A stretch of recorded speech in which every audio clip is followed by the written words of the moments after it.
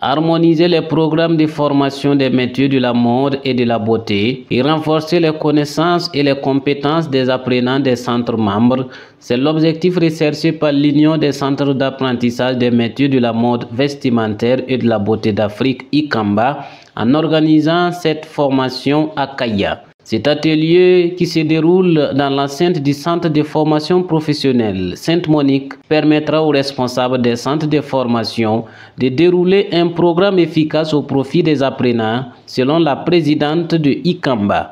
L'objectif visé par l'Union, c'est de pouvoir mettre en place un programme adéquat, un programme harmonisé dans les métiers de la coupe-couture et de la coiffure, et à travers les référentiels qui ont été mis en place par l'État, qui a fait sa part. Et donc, il nous revient en tant qu'acteurs de la mode de pouvoir mettre un programme harmonisé au profit des apprenants pour une bonne relève et pour une formation qualifiante. Étant donné que la beauté d'une tenue se ressent par la délicatesse de sa coupe et de sa finition. Également, la belle création est née à partir de la complicité du modéliste et du styliste. Première du genre, cette harmonisation des programmes de formation en couture et coiffure niveau 1, s'équiper et béquiper, est présidée par le haut-commissaire de la province du San-Matenga, représentant le gouverneur de la région du Centre-Nord. Nous venons effectivement ce matin de procéder à l'ouverture d'un atelier de formation initié par l'ICAMBA à l'intention des promoteurs des centres de formation de métiers. Voilà, nous apprécions à sa juste valeur cette initiative. Comme vous le savez, le secteur de la mode est un secteur en plein essor et qui a besoin vraiment qu'on soit vraiment plus efficace aussi bien au plan national que sur le plan international.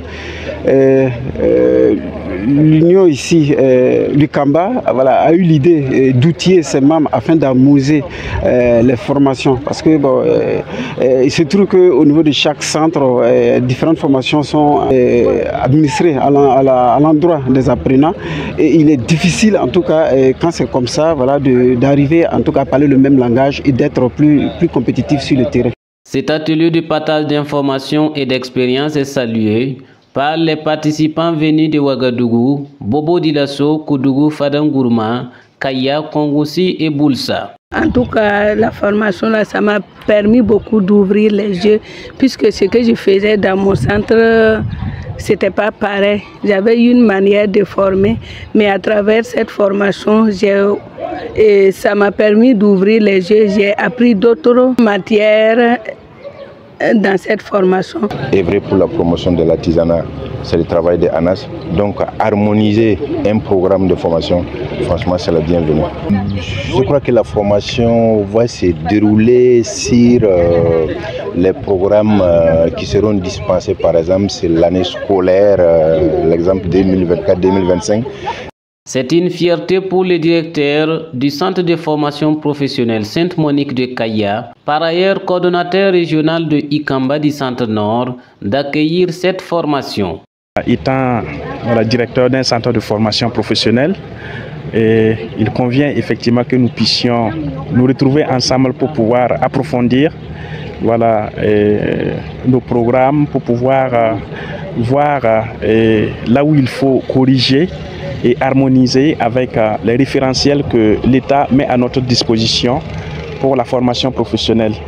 En tout cas, c'est un grand plaisir pour moi en tant que directeur du centre de formation professionnelle Sainte-Monique et d'accueillir cette rencontre qui est la toute première, la première session de formation dans notre centre. Débutée le 3 septembre 2024, cette session de formation refermera ses portes le 6 septembre prochain. Au-delà des renforcements des capacités, elle sera une occasion pour les promoteurs du centre et des professionnels évoluant dans les métiers de la mode vestimentaire et de la beauté de nouer des relations.